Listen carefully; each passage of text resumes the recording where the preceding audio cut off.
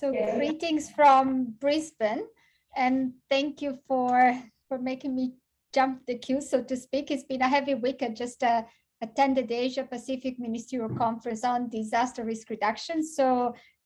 And it's evening, so I hope to make a bit of sense. Today, what I thought is just to share a story. My name is Katiuscia Fara. I'm a geographer. And when I started looking at a very strong background on environmental management. My first thesis was on a flooding event. I'm going to now just give you a hint about how old I am. In 1993, 94 in the northern Italy.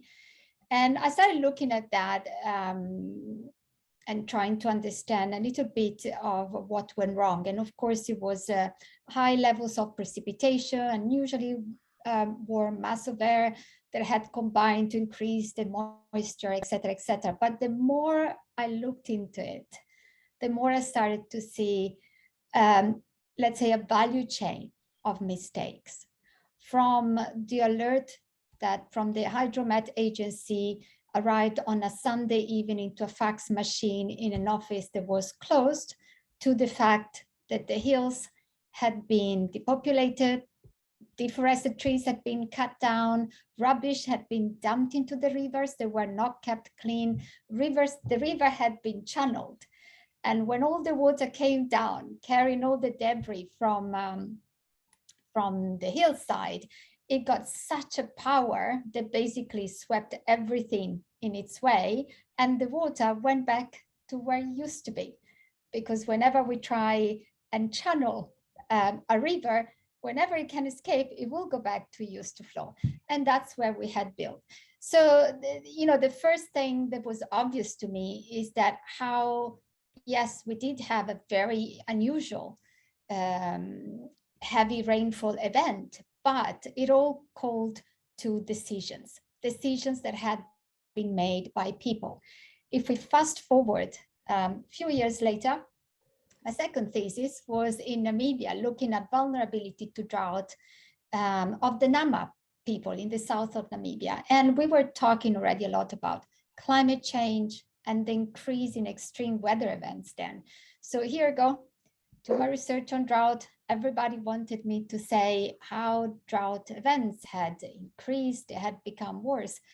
But again, the more I spoke with people, the more I realized that actually the Caracol sheep market, which was one of the main cash-based income, had collapsed. So it didn't go well. The price of fuel and vaccination had risen. There was overgrazing and degradation because Nama were confined into communal lands, which was a legacy of colonialism, because all the other land was with private farmers of German descent. So again, the more I looked into that, the more it was obvious to me that no, it was not the hazard. Yes, the hazard was the trigger. It is always the trigger normally, but it was not the hazard, the cause that the main cause of the impacts, the devastating impacts that it had on the Nama, it was the vulnerability, the socioeconomic processes that have made a community more marginal, and the choices that they didn't have, the resources that they could not access. And over the past 20 years, this has been the case all the time. So when we look at the environment, when we look at reducing risk, we cannot do that separately than looking at communities and how development patterns are, what choices are made for them very often. And so why no natural disasters is important? Because a hazard does not need to become a disaster, and because people still don't realize that unless we clearly unpack the why and the how and what we can do about it. And sometimes community affected know very well what they need. We need some money for the vaccination. We need to have the right weather information in time, so maybe we can sell the crops earlier. They have the solutions, and they're quite aware of that. And to me, the importance of having this campaign is really to highlight, first of all, that there are solutions, there are things we can do about it. But second is about accountability. And it's about the fact that foremost governments are responsible for the safety of their citizens. So the choices they made with regard to land use planning or passing through the right strategy or safety nets are important. But also the responsibility of multinationals, or those that make the investments, or those that can create vulnerability or not. Now, this is not a new campaign. It is, however, something that is much needed, because this is not still well understood. And a few of the lessons that I think I picked and that could be important for us to continue is, one is to keep the message simple and to really relate it to a story. When somebody questions you, say, well, let me give you an example, and bring up that story. This community, this is what happened. If there is a drought, that doesn't necessarily mean that we need to go hungry. If there is a drought in Italy, yes, it's going to be difficult. Maybe the prices are going to go up, but we're going to get support, or we can go to the supermarket and buy the food we need, or there will be some assistance for those that need it. There is a drought in the Horn of Africa, people are dying.